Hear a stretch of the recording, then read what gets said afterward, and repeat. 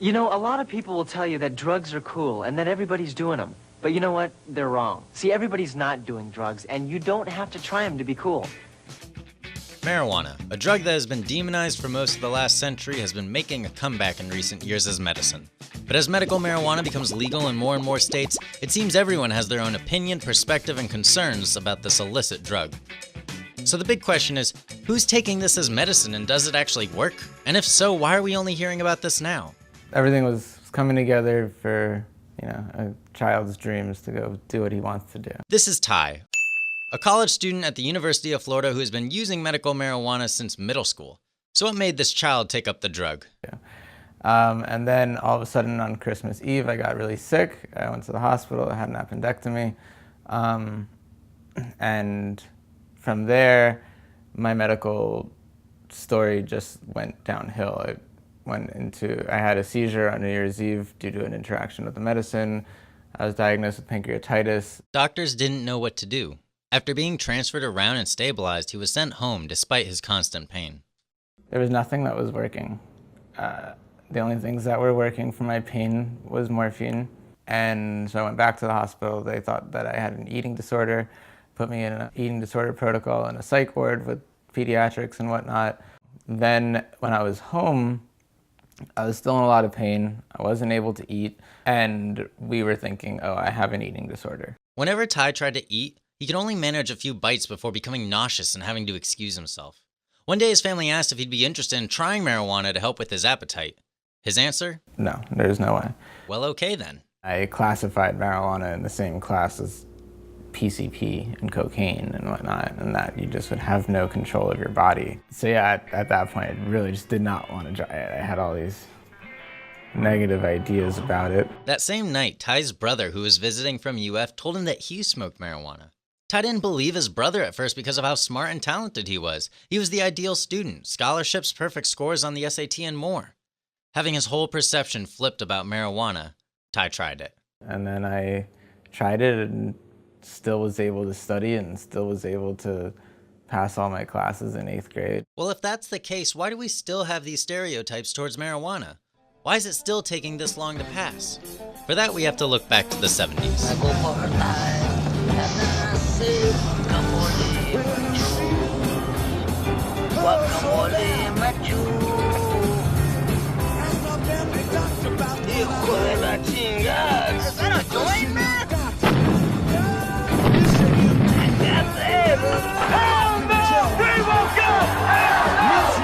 Advocates of marijuana in the 1970s genuinely believe this is their moment.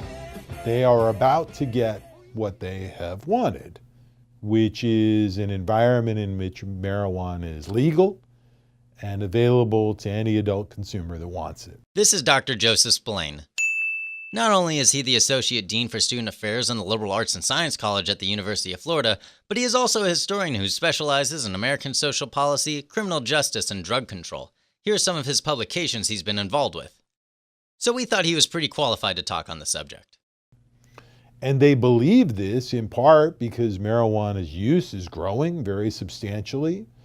While it had been confined pretty narrowly to college campuses in the 60s, by the early 1970s, it's spreading into the high schools, it's spreading into junior high schools. People who graduated college in the 60s are using it as adults. The percentage of Americans who are using marijuana reaches an all-time high in the late 1970s. In fact, it reaches a peak that it wouldn't reach again for a very long time. At the same time, President Jimmy Carter, in an address to Congress, makes it very clear that he feels as though marijuana ought to be decriminalized. Right? So the president is talking about it. The president's so-called drug czar has come out very, very openly for decriminalization or even legalization of marijuana. They are both saying, as many Americans are, this isn't our major drug problem, right? This isn't the thing we ought to be concerned about. And so there is a sense in which marijuana is about to have its moment, right? Where the rising tide of consumption the rising tide of cultural representation and the growing interest on the part of some politicians to say, yeah, maybe we need to take a new direction. All of these things are going to come together, and we are going to legalize marijuana, and it's going to be like a stone rolling downhill. The momentum is going to be such that there's no stopping it. And what is fascinating to me about the 1970s is that it didn't happen. Wait, what? Why? Well, as marijuana became more of a symbol for the counter movement, it spread throughout pop culture until marijuana and its paraphernalia were everywhere, and its representation of freedom and rebellion made it very attractive to younger generations. Cue the moms. Before the war on drugs, before the Reagans, it was the grassroots movement of parents that began the backlash against marijuana. In fact, this wasn't just limited to weed. Mothers Against Drunk Driving comes out of this and successfully raises the drinking age to 21. All of this for the safety and protection of our children. As these movements gained momentum, politicians followed suit, reflecting what they thought their constituents wanted. And so the battle of marijuana disappears for us here in the state of Florida for the next few decades, until politicians see it again in 2012. I'm for medical marijuana, and in the strict terms of medical marijuana. I'm not someone that's going to support recreational marijuana, but we also need to do it in a pragmatic sense. This is Representative Dane Eagle, the majority whip for the Florida House of Representatives. He was a part of the Criminal Justice Committee that originally looked into medical marijuana for Florida. I was against it actually in the beginning, sitting on that committee, but I met with parents who brought their children in, and they looked at me with tears in their eyes and said, we need help. The first one didn't pass, and that's because it was, frankly, you could look at it, it was recreational marijuana in the disguise of medical marijuana. Again, I said I don't support recreational. I don't know what the numbers are out there, but the ballot initiative didn't pass for that reason. When it came back up again, it was strictly more medically focused, and it did pass for that reason. The second bill Representative Eagle is referring to is the 2016 medical marijuana proposal for Florida, but not everyone would agree with his assessment, especially the man behind it. He doesn't know what he's talking about. I like that guy. I mean, I like Dane, but he's absolutely incorrect. It's basically the same. The amendment in 2014 was the same amendment in 2016. Just had a couple of little. So I don't know what he's talking about there. He's a politician. I don't have much room for them.